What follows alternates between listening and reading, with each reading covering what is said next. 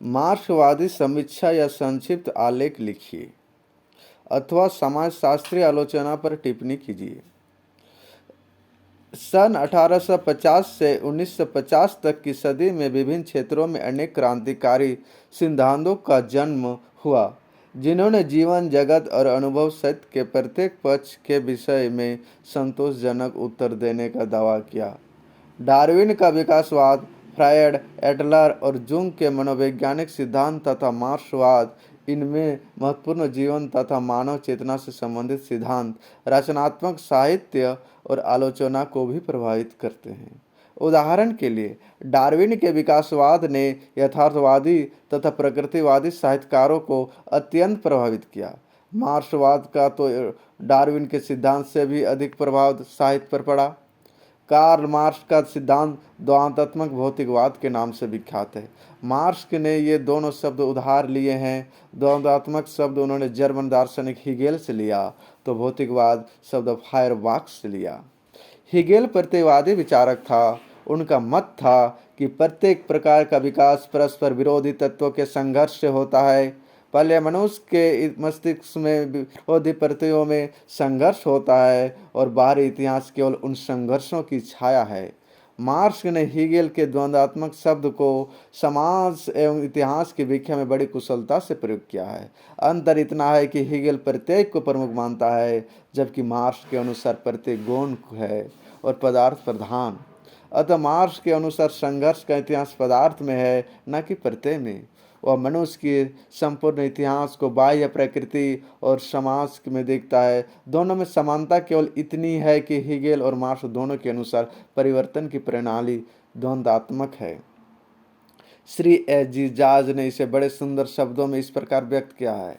Marks Feuerbach के दर्शन के भौतिकवादी अंशों से भी प्रभावित था, जिसके अनुसार मनुष्य समुची प्राकृतिक परंपरा का प्रतिबिंब है।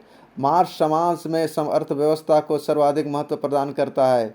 उसके अनुसार मानव इतिहास में संपूर्ण विकास एवं प्रगति आर्थिक विकास के संदर्भ में ही हुए हैं। मानव समाज के विकास को अंतिम परिणति है वर्गहीन समाजवादी समाज, और वह इसी ओर अग्रसर हो रहा है। उस समतावादी वर्गहीन समाज में ना राज होगा और न प्रशासन, गरीबी होगी ना भाव, पर इस लक्ष्य तक पहुंचने के लिए संघर्षों से गुजरना होगा। शोषक और शोषित, बुर्जुआ और सर्वहारा के बीच आर्थिक संघर्ष होता रहेगा जब तक कि वर्गहीन अभावहीन समाज की स्थापना नहीं हो जाती। दास सभ्यता, संबंधवादी और पूंजीवादी व्यवस्था विकास के इतिहास के 3 चरण है। मार्क्स के अनुसार व्यक्ति के सारे कर्तव्यों की प्रेरणा उत्पादन है। इसी लक्ष्य को लेकर वह सामाजिक संबंधों की स्थापना करता है। उसके सारे सामाजिक संबंध उसके उत्पादन संबंधों पर आधारित है। जब उत्पादन संबंधों में परिवर्तन होगा तो सामाजिक संबंध भी बदलेंगे। प्रत्येक सामाजिक व्यवस्था की अपनी संस्कृति, राजनीति, धर्म, कला, साहित्य होता है और सामाजिक व्यवस्था का आधार है आर्थिक ढांचा। निष्कर्ष यह कि मार्क्स के अनुसार साहित्य का स्वरूप समाज के सामाजिक आर्थिक ढांचे पर निर्भर करता है। अतः साहित्य और साहित्यकार को समाज की विभिन्न संस्थाओं, विशेषतः अर्थव्यवस्था से विच्छिन्न कर नहीं समझा जा सकता। इतना ही नहीं, मार्क्स साहित्य को अर्थव्यवस्था एवं तजनित सामाजिक संबंधों की अन्यतम अभिव्यक्ति स्वीकार किया है। उसे अर्थ समाज व्यवस्था का दर्पण करता है। उसकी दृष्टि में वही साहित्य उच्च कोटि का साहित्य है जिसमें समाज को अर्थ समाज व्यवस्था को वास्तविक अभिव्यक्ति हो। मार्क्सवाद केवल अर्थनीति से जुड़े सिद्धांत नहीं है, वह जीवन के प्रत्येक पहलू से संबंध है। मार्क्सवाद यह मानता है कि आर्थिक स्थिति मानसिक और बौद्धिक जीवन को प्रभावित करती है, पर उसके अतिरिक्त विविध शक्तियाँ भी, जैसे वर्ग संघर्ष का राजनीतिक स्वरूप, विजयी पक्ष द्वारा स्थापित संविधान, कानून की धाराएं, राजनीतिक, दार्शनिक एवं कानूनी सिद्धांत, धार्मिक विचार संघर्ष का मार्ग निर्धारित करती है। साहित्य के प्रति मार्क्सवाद का दृष्टिकोण है कि साहित्य और जीवन आपस में अविच्छिन्न है। साहित्य गतिशील समाज का दर्पण है। वह समाज के एक चरण से दूसरे चरण की ओर बढ़ते मानव को महत्वाकांक्षाओं को प्रतिबिंबित करता है। वह यह मानकर चलता है कि कला का सामाजिक आर्थिक उद्देश्य है और साहित्य एवं कला की उच्चता की कसौटी केवल यह है कि वह इस उद्देश्य को किसी सीमा तक पूरा करते हैं। कला के लिए सिद्धांत का यहाँ कोई अर्थ नहीं। समाज के प्रगतिशील विकास में साहित्य को महत्वपूर्ण भूमिका निभानी है। यदि आवश्यकता पड़े तो प्रचार का साधन भी बनाना है। कला को महान बनाने के लिए यथार्थोन्मुखी एवं प्रगतिशील बनना आवश्यक है। यथार्थ से अभिप्राय केवल ब्यौरों के सत्य में से नहीं है। कलाकार को समाज की चर्चा तस्वीर खींचनी होगी और बताना होगा कि कौन सी सामाजिक शक्तियाँ काम कर रही है। उसे विशेष परिस्थितियों में विशेष पात्रों का सच्चा प्रत्यांकन करना होगा। दोब्रालबुल प्रकृतिवाद के इसलिए विरोधी थे कि उसमें ब्यौरों के यथातथ्य चित्रण पर अधिक बल होता है तथा भावी जीवन का कोई संकल्प नहीं होता है। पात्रों की आंतरिक गहराई का चित्रण वो आवश्यक मानते हैं। जब तक पात्रों की हृदयस्थ भावनाओं का संघर्ष नहीं दिखाया जाएगा तब तक कला उच्च नहीं बन सकती। गोरके भी यथार्थ को कला का प्राण मानते हैं। उसका यथार्थ व्यक्तियों और सामाजिक परिस्थितियों का सच्चा और कोरा चित्रण है। वह भी प्रकृतिवाद के विरोधी हैं और उसे तथ्यों का साहित्य का उसकी आलोचना करते हैं। मार्क्स तथा एंजिल्स साहित्य को जनता के लिए मानते हैं और साहित्यकार से अपेक्षा करते हैं कि वह क्रांतिकारी विचारधारा को साहित्यिक कृति में आरोपित करे। पर यह आरोपण मुखर नहीं होना चाहिए क्योंकि उससे कलाकृति अपना प्रभाव खो देती है और उसकी श्रेष्ठता संदिग्ध हो उठती है। उन्होंने प्रतिपादित किया कि उद्देश्य को कलाकृति में पूर्ण गुह्यता के साथ अनुष्ठित होना चाहिए। मार्क्स समाजवादी यथार्थवाद पर जोर देते हैं और साहित्य को सदृश मानते हैं। उनका मत है कि समाज के दो वर्ग हैं, शोषक और शोषित।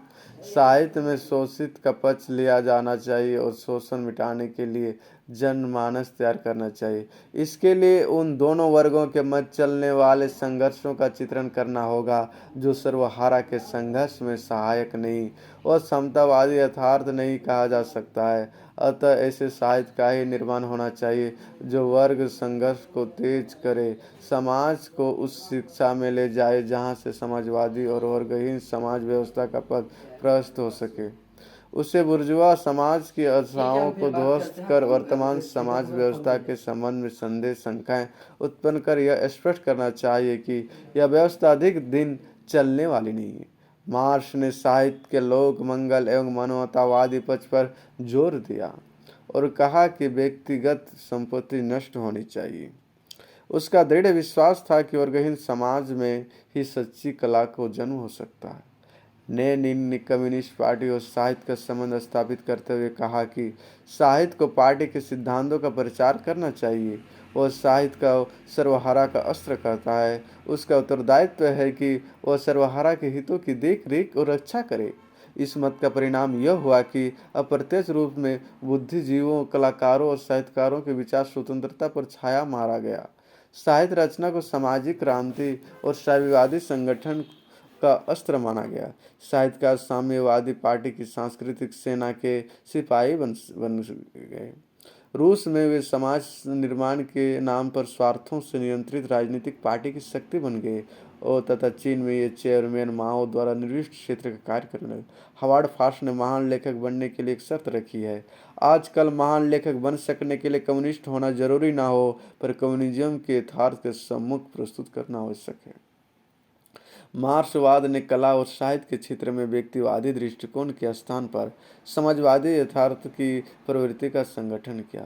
उसकी मूल धारणा है कि कलाकार अपनी सामाजिक परिस्थितियों से कभी पृथक नहीं रहता। उन परिस्थितियों के फलस्वरूप ही उनका विकास होता है। यदि कलाकार अपनी कल्पना और चेतना का सामाजिक व्यवस्था से अलग उपयोग करेगा तो वह वास्तविक को नितांत भ्रामक रूप में प्रस्तुत करेगा। कलात्मक प्रयत्न जितना अधिक व्यक्तिक और आत्मपरक होगा उतना ही अमूर्त भी और इसलिए नकारात्मक होगा। लेनिन ने स्पष्ट कहा है कि कला जनता की वस्तु है। इसकी जड़ें दूर तक श्रमिकों के अंदर फैलानी चाहिए। यह श्रमिकों द्वारा समझी और पसंद की जानी चाहिए। प्लाव ने के प्राचीन कला का श्रम से अनिवार्य संबंध मानते हैं। उनका मानना है कि श्रम को आसान करने के लिए ही कला का जन्म हुआ था। समाज में श्रम पहले तथा कला दूसरे स्थान पर है। श्रम कला से अधिक प्राचीन है। कला श्रम के लिए है, श्रम कला के लिए नहीं। अतः कला को जीवन का अनुगामी और उसे सुंदर बनाने वाला होना चाहिए। लेनिन का मत है कि लोकतंत्रीय आधार से अलग कला हर्षोन्मुख हो जाती है, सत्ताधारी वर्ग की विचारधारा का पुर्जा बनकर रह जाती है। अतः कला का जनवादी होना आवश्यक है। प्लेनोवेन ने तो भी व्यक्तिवाद को अमान्य कहा और उन सभी दर्शनों, मान्यताओं एवं जीवन पद्धति को स्वीकार किया जो व्यक्तिवाद पर आधारित थी। सौंदर्य के विषय में यह धारणा चली आ रही थी कि यथार्थ सौंदर्य की अपेक्षा कलात्मक सौंदर्य अधिक सुंदर होता है। चेरनीशेव्स्की आदि मार्क्सवादी ने इस धारणा का खंडन किया और कहा कि सौंदर्य का प्रबंध केवल नेत्रों से न होकर नेत्रों तथा मस्तिष्क दोनों से है। वे सौंदर्य को निस्वार्थ स्वीकारते हैं, अर्थात सौंदर्य का उपयोग किसी उद्देश्य की पूर्ति के लिए, विशेषतः शोषण के लिए नहीं होना चाहिए। सौंदर्य का सत्य से संबंध बताते हुए उन्होंने कहा कि जब तक सत्य एकताबद्ध और संगतिपूर्ण सांचे में नहीं ढालता, तब तक वह प्रभावशाली नहीं बन पाता। मार्क्सवादी कोमलता और सुकुमारता की अपेक्षा पुष्ट और श्रमनिष्ठ अंगों से अधिक सौंदर्य देखता है। द्रोबोलियो ने कहा है कि हम अपने जीवन में श्रम से बचना चाहते हैं, अतः हमें श्रम वर्ज सौंदर्य अधिक आकृष्ट करना है। चेरनीशेव्स्की ने उदात्त से सौंदर्य की तुलना की और कहा कि उदात्त की विशेषता है कि वह वस्तुगत पदार्थों से अधिक बड़ा दिखाई देता है।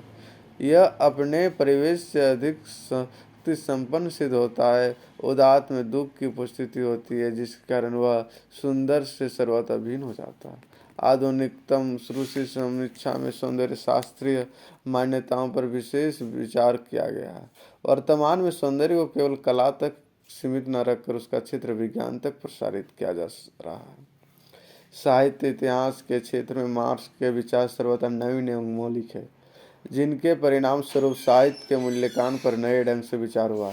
भाषा शैली के संबंध में उनका मत था कि शैली का महत्व कम नहीं है, क्योंकि शैली अभिव्यक्ति की शक्ति है। मार्क्सवादी विषय को बहुत महत्व देते हैं और मार्क्सवादी आलोचना सर्वप्रथम कृति के विषय को अपने विश्लेषण का विषय बनाता है, पर वह यह भी मानता है कि केवल एक ही कामनीयतम रूप है जो विषय के अनुकूल होता है। अतः लेखक अपने विचारों और भावनाओं को व्यक्त करने के प्रकार खोजता है जो उसको अधिकाधिक स्पष्टता से प्रकाशित कर सके और पाठकों पर सशक्तम प्रभाव डाल सके। आशय यह है कि रूपाकार के विषय में मार्क्सवादी धारणा है कि रूप कृति के बुनियादी तत्वों के अनुकूल हो और प्रभाव के उद्देश्य की पूर्ति करे।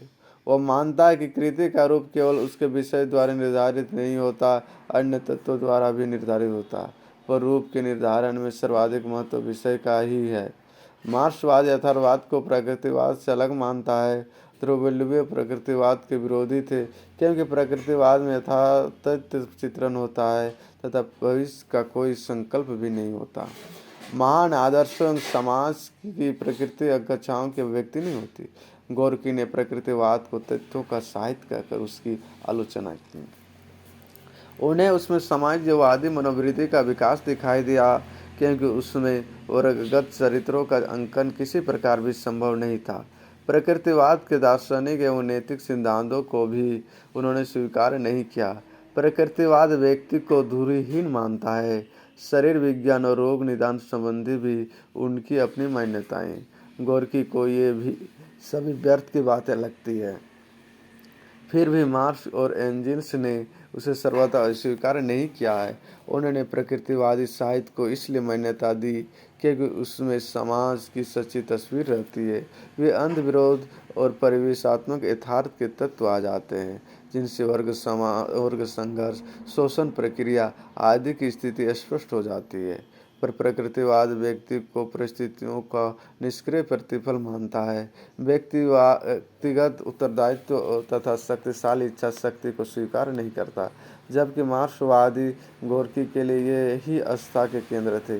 प्रकृतिवादी आर्थिक पक्ष पर इतना जोर नहीं देते जितना यौन विकृतियों के चित्रण पर। यहाँ भी मार्क्सवाद प्रकृतिवाद से हटकर है। प्रकृतिवाद सामाजिक विकृतियों का चित्रण तो करता है, पर उनके कारणों की खोज नहीं करता और न उन्हें दूर करने की समाजशास्त्रीय दृष्टि ही उसे उपलब्ध है। गोरकी आर्थिक संबंधों को वर्ग संघर्ष का कारण मानते थे और चाहते थे कि साहित्यकार वर्तमान का मूल्यांकन कर समाजवादी भविष्य के उच्च आदर्शों पर प्रकाश डाले। कम्युनिस्ट पार्टी की नीति समय समय पर परिवर्तित होती रही है। वह जिस रूप में अपने को ढालती गई है, साहित्य और समीक्षा भी उसी प्रकार बदलते चले गए। स्टालिन के बाद स्टालिनवाद की सीमाओं का विवेचन हुआ, जिसके फलस्वरूप व्यक्तिवादी धारा का विरोध हुआ। आलोचना शास्त्र ने भी व्यक्तिवादी प्रवृत्तियों का विरोध हुआ। खुश्चेव काल में चारों ओर से व्यक्तिवादी मान्यता पर प्रहार हुआ। लेनिन का युग समाजवादी व्यवस्था का काल था, अतः उस समय साहित्य को अस्त्र के रूप में स्वीकार किया गया। पर आज की प्रमुख समस्या सृजन, उत्पादन, अस्थायी शांति एवं अस्तित्व की है। अतः वर्तमान साहित्य द्वारा नई पीढ़ी को शिक्षण देना आवश्यक माना जाता है। आज साहित्यकार से अपेक्षा है कि वह अपनी रचनाओं द्वारा कम्युनिस्ट आदर्श का चित्रण करे, श्रमिकों के मन में श्रम के प्रति निष्ठा उत्पन्न करे। पर आज का मार्क्सवादी यह भी समझ गया है कि केवल आदर्श चित्रण से साहित्य महान नहीं बन पाएगा। महान बनने के लिए उसमें उच्च कोटि की कलात्मक क्षमता भी होनी चाहिए।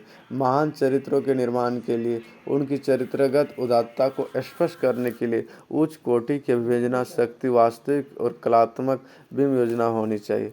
साहित्य बिंबों की कला है और नग्न प्रतियों का आक्रमण या प्रचार कृति के लिए घातक होता है। ललित साहित्य को पत्रकारिता से मुक्त होना चाहिए। वही कृतियाँ अमर होती है जो अपने बल पर जीवित रह सके, क्योंकि पत्रकारी तत्वों से कलात्मक साहित्य पाठक के हृदय के स्पर्श नहीं कर पाता, चाहे उसका तर्क कितना ही सबल क्यों ना हो। रूप की मौलिकता भी कृति को महान बनाने के लिए आवश्यक है। कृति का विषय तो मौलिक होना ही चाहिए, उसका रूप भी उसके विषय में अविभाज्य रूप में भी लीन होना चाहिए। नवीन विषय नए रूप की मांग करता है और कलाकार की सफलता इसी में है कि वह अपने विषय के अनुरूप नवीन रूप खोज निकाले। वह पूर्व प्रयुक्त रूप द्वारा सम्मोहित ना हो और न उसका रूप दुर्बल होना चाहिए, अर्थात नई रोचक अवधारणा के साथ उसके पास भाषा, शब्द भंडार की समृद्धि, पद रचना के निर्माण के अर्थ में रूपात्मक साधन होने चाहिए। विषय की रिक्तता को छिपाने के लिए रूपात्मक आविष्कार और अलंकरण का प्रयोग भी वर्जित है। विभिन्न प्रकार के रूपगत प्रवचनाएं और अलंकरण और वजनदार विषय वाले कृति को विनिष्ट कर देते हैं। वही लेखक महान है जो जटिल और मूल्यवान सामाजिक प्रत्यय को सशक्त कलात्मक ऋजुता में प्रकट कर उसे लाखों के हृदय तक पहुंचाता है। पर उन कृतियों का भी मूल्य कम नहीं जो शिक्षित व्यक्ति के लिए भी बोधगम्य नहीं, पर जो परिष्कृत रुचि और उच्च संस्कृति के पाठकों को संबंधित है। साहित्यकार से यह भी अपेक्षा की जाती है कि वह जिस जीवन समाज के जिस अंग का चित्रण करना चाहता है, उसी क्षेत्र में उन्हीं लोगों के बीच जाकर रहे, तभी वह जीवन का चित्र दे सकता है। तभी उसके साहित्य में व्यक्त अनुभूतियां प्रत्ययकारी बन सकेगी। पूर्व में सामाजिक जीवन के यथातथ चित्रण को ही लेखक का चरम उद्देश्य माना जाता था, पर अब यह मत बदल गया है। अब तो ऐसे चित्रण को साहित्य का नहीं, समाज शास्त्र का विषय माना जाता है। साहित्यकार जीवन की व्याख्या मात्र नहीं करता, वो तटस्थ होकर जीवन का अध्येता मात्र ही भी नहीं है। उसका कर्तव्य है कि वह जीवन को उसकी सभी अभिव्यक्तियों एवं गत्यात्मक स्थितियों में देखकर उसका चित्रण करे, और यह चित्र रागात्मक होना चाहिए। आज यथार्थवाद के विषय में भी मान्यता बदल गई है। आज समाज और व्यक्ति के आत्मनिरपेक्ष चित्रण को यथार्थवाद नहीं कहा जाता। अब यह भी अमान्य हो चुका है कि यथार्थवाद में लेखक का व्यक्तित्व और दृष्टिकोण नहीं आता। अब तो स्वीकार किया जा चुका है कि साहित्य की सामाजिक समस्त विधाओं में साहित्यकार का व्यक्तित्व, उसकी मान्यताओं, दृष्टिकोण, हृदय और मस्तिष्क सभी अभिव्यक्ति पाते हैं। गलवेडकोट ने लिखा है कि जब कलाकार अपनी आत्मवेदना को बिंबों के माध्यम से प्रस्तुत करता है, तो दूसरे भी उसकी अनुभूति को अपने अनुभव का अंश बना लेते हैं और एक दूसरे के निकट आ जाते हैं। यही दृष्टि भारतीय रस प्रक्रिया के पर्याय तो निकट है। आशय यह है कि आज नग्न प्रचार को, पत्रकारिता को तथा तथ्य चित्रण को साहित्य के लिए घातक माना जाने लगा और इस बात पर बल दिया जा रहा है कि उच्च होने के लिए उसे रागात्मक आधार प्राप्त करना होगा, उसमें उच्च कोटि की कलात्मक क्षमता लानी होगी। जहाँ तक मार्क्सवादी आलोचना का संबंध है, वह समाजशास्त्र प्रकृति की है, क्योंकि उसका आधार मार्क्स और लेनिन की वैज्ञानिक समाजशास्त्रीय चेतना है। उसका प्रमुख कार्य कृति का समाजशास्त्र विश्लेषण।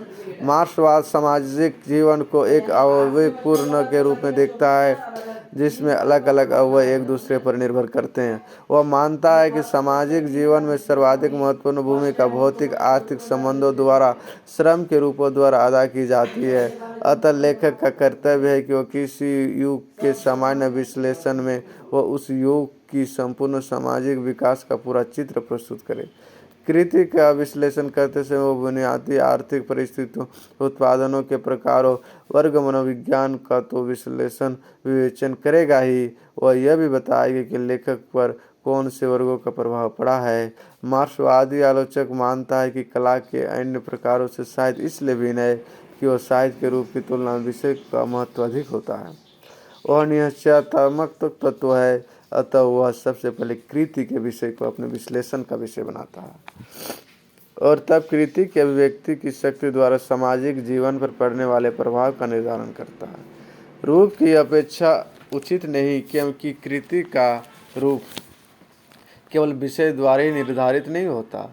अन्य तत्वों, वर्ग के मनोवैज्ञानिक विचार क्रियाओं, उसके जीने की रीति, सांस्कृतिक स्तर, अतीत की जड़ता द्वारा भी निर्धारित होती है। कभी कभी रूप विषय से अलग भी हो सकता है, अतः रूप का विश्लेषण भी आलोचना में दिखाई देना चाहिए।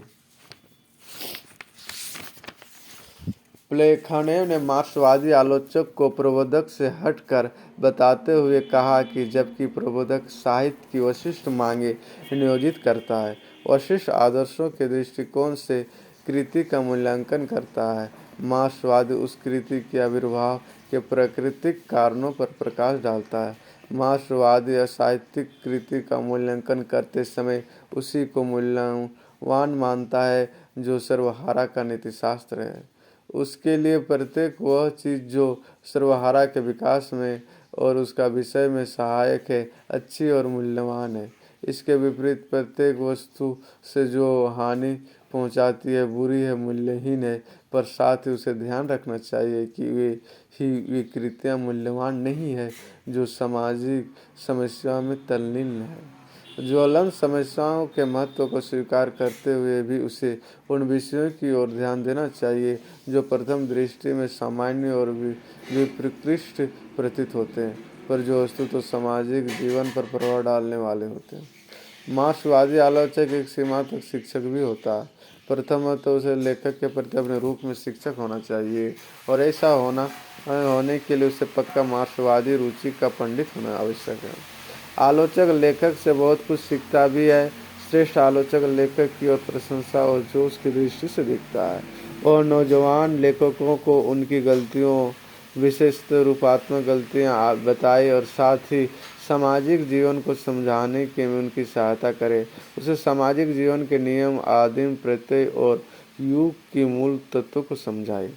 आलोचक का कार्य पाठक की सहायता करना भी है। यह आलोचक ही है जो पाठक को चेतावनी देकर उसे मीठे स्वाद वाले जहर से दूर रखता है, और जो काव्य के बाह्य कड़े छिलके को हटाकर उसके अंदर छिपे मोती के सौंदर्य को दर्शन कराता है। आलोचक के अपेक्षित गुण के संबंध में मार्क्सवाद का कथन है कि आलोचक को स्वयं को एक शिशु के रूप में देखना चाहिए। उससे विनम्र होना चाहिए, विराट प्रतिभाशाली साहित्य का ओलापन करना चाहिए। उसका यह कार्य नहीं कि वह फतवा देता फिरे कि अमुक लेखक राजनीतिक दृष्टि से संदेशप्रद है, या राजनीतिक दृष्टि से विकृत है, या उसमें राजनीतिक त्रुटियां हैं। ऐसे आलोचक को दुष्ट कहा जाएगा, जो अपने निजी झगड़ों, राग द्वेष आदि कारण किसी लेखक को बदनाम करता है।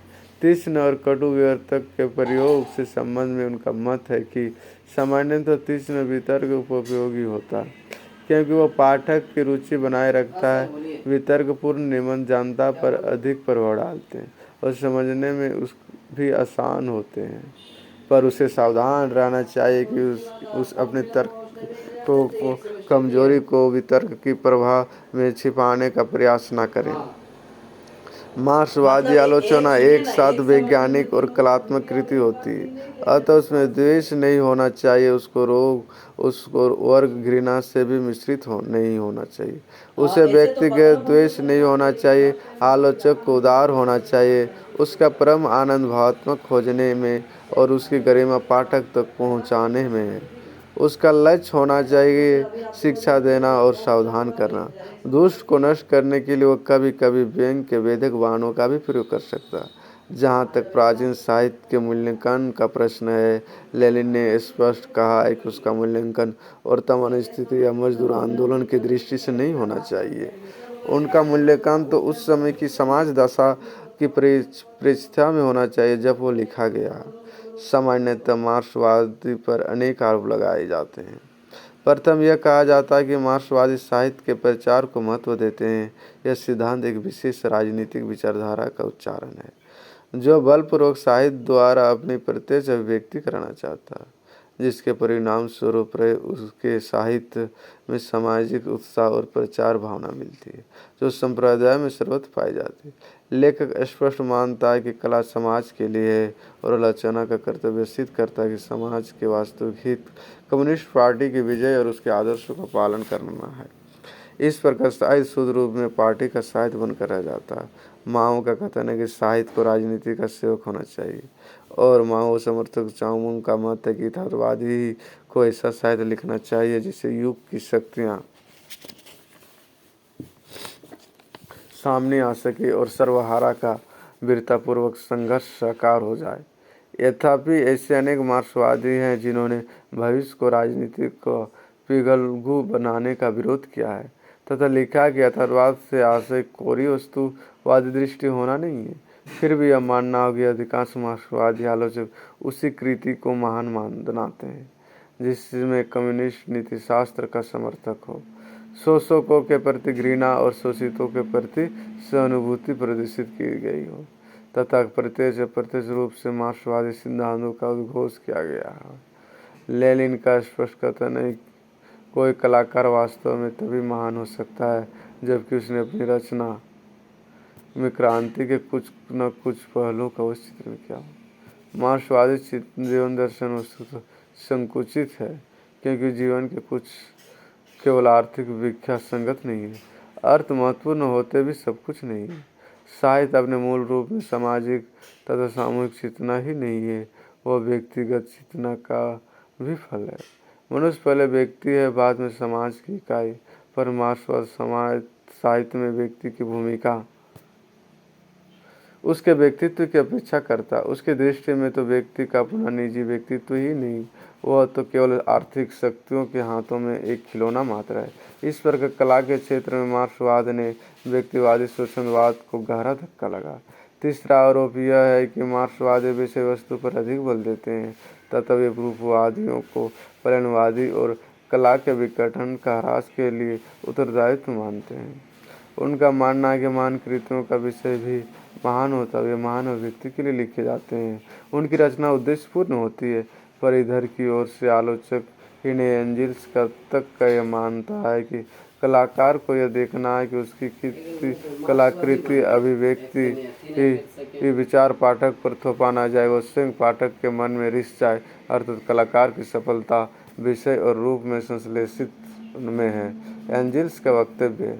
मार्क्सवाद पर एक आरोप यह भी लगाया जाता है कि उसका दृष्टिकोण आग्रही और समाज सापेक्षता की सीधी साधी मान्यताएं लेकर चलता है, अतः वस्तुलय साहित्य मूल्यों को अधिक प्रश्रय देता है। साधारणतः यह आरोप सत्य है, पर धीरे धीरे मार्क्सवादी आलोचना समाज सापेक्ष होते हुए भी कला मूल्यों की स्वीकृति की ओर अग्रसर हो रही है। मार्क्सवाद की देन। मार्क्सवादी विचारधारा की साहित्य को प्रथम देन तो यह है कि वह साहित्य को जनजीवन के अधिक निकट लाने में समर्थ हुआ। मार्क्सवादी दर्शन में केंद्र है मानव और उसी की स्वतंत्रता के लिए निरंतर मार्क्सवाद संघर्ष करता है।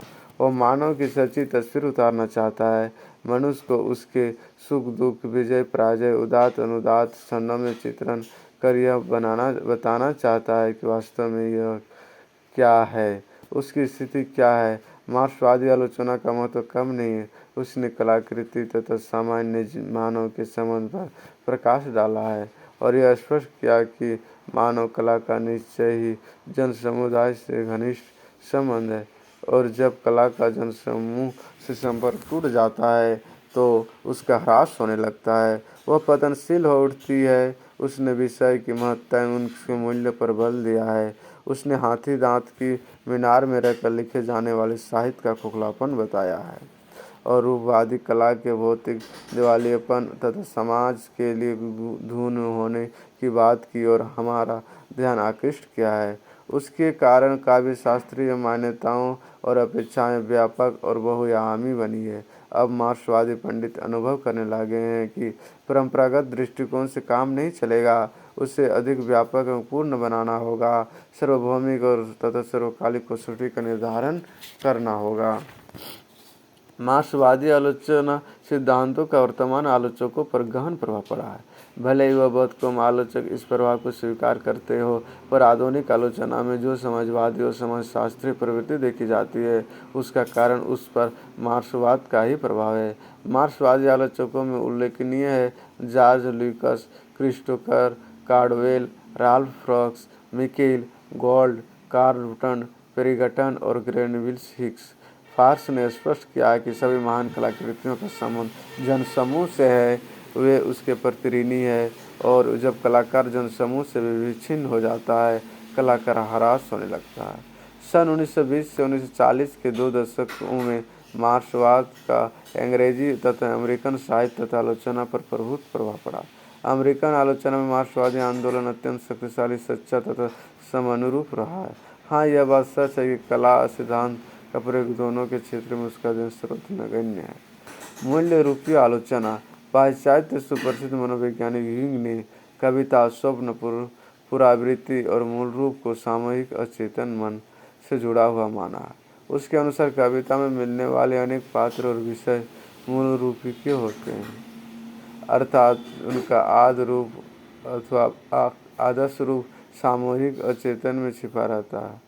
कवि उसका आह्वान करता है और वे रूप स्वतः चेतना में उभर कर आ जाते हैं। हमारे समय को और अनुभवों के मूल रूप हमारे अचेतन में विद्यमान रहते हैं।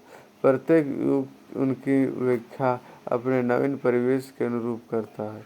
उदाहरण के लिए सुंदर स्त्री के प्रति आकर्षण और उसकी आदर्श कल्पना प्रत्येक युग में प्रत्येक स्थान पर होती रही है। कवियों ने उसे अलग अलग नाम दिए हैं, हेलेन, क्लियोपेट्रा, शकुंतला, उर्वशी आदि। इसी प्रकार विरहिणी नारी सदा हमारे अचेतन मन में विद्यमान रही है और कवियों के काव्य में उसने अनेक नाम रूप धारण किए। कालिदास के हृदय में शकुंतला, प्रभुति के हृदय में सीता, जायसी की आत्मा में नागमती, सुर के प्राणों में राधा और मैत्रीचरण के हृदय में उर्मिला का रूप धारण कर अवतीर्ण हुई है। पात्रों के समान उनके विषय भी मूल रूप किए है, जैसे पाप और उससे उत्पन्न भीषण परिणाम, अभिशप्त होकर पात्र का भटकना या क्लेश सहन करना, पश्चाताप से पाप का मिटाना, मानव कल्याण के लिए आत्मोत्सर्ग आदि। यूंग का मत है कि आलोचना का क्षेत्र अत्यंत व्यापक है और पुरावृत्त, आदि रूप आदि के सम्यक विश्लेषण और अध्ययन से वह नवीन साधनों से संपन्न हुआ है। उसकी संभावनाएं बढ़ गई है। मूल रूप की आलोचक की मान्यता है कि साहित्य का ही एक प्रमुख विषय आदि रूप। कवि अपने काव्य में उसी को अपने ढंग से निरूपित करता है। कवि के मन में चिरंतन आदर्श, व्यक्तिक विचार और भाव एकीकृत होकर कविता के रूप में सामने आते हैं। उसके अनुसार कविता में हमारी आंतरिक भावनाएं रूप ग्रहण करती है और ऐसा तभी होता है जब कवि उसके प्रकाशन में प्रतीकों का आश्रय ले। ये आलोचक कविता में प्रतीकों की प्रमुखता पर जोर देते हैं क्योंकि प्रतीकों द्वारा ही भावनाओं को मूर्त रूप दिया जाता है। साहित्यिक भाषा इन प्रतीकों द्वारा ही भावनाओं को मूर्त रूप दिया जाता है। साहित्यिक भाषा इन प्रतीकों से निर्मित होती है। इसी प्रकार इसके अनुसार कविता के पात्रों और विषयों का संबंध आदि रूप से है और कविता की भाषा प्रमुखतः प्रकृत्यात्मक होती है। काव्य के विषय में यह दृष्टिकोण होने के फलस्वरूप आलोचना के कार्यों के संबंध में भी इनके विचार परंपरागत विचारों से हटकर है।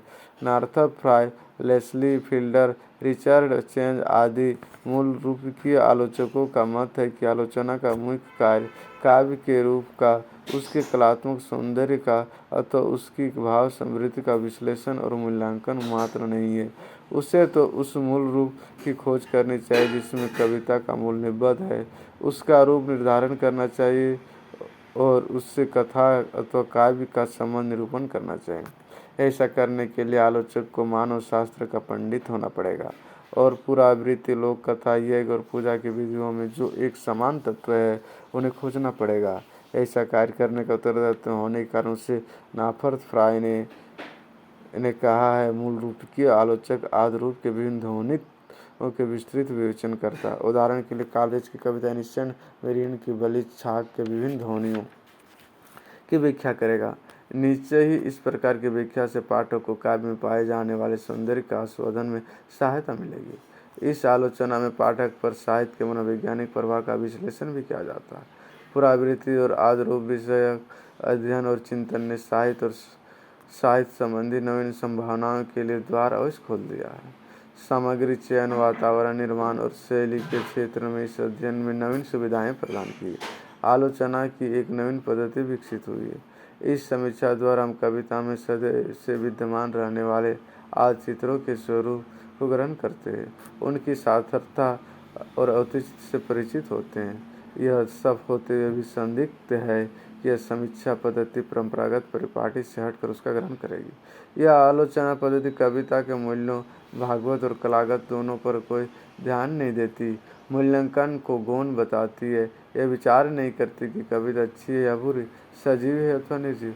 आलोचक केवल कविता के विषय, उसकी उत्पत्ति, उसमें विद्यमान मूल चित्रों को ही उलझ कर रह जाता है।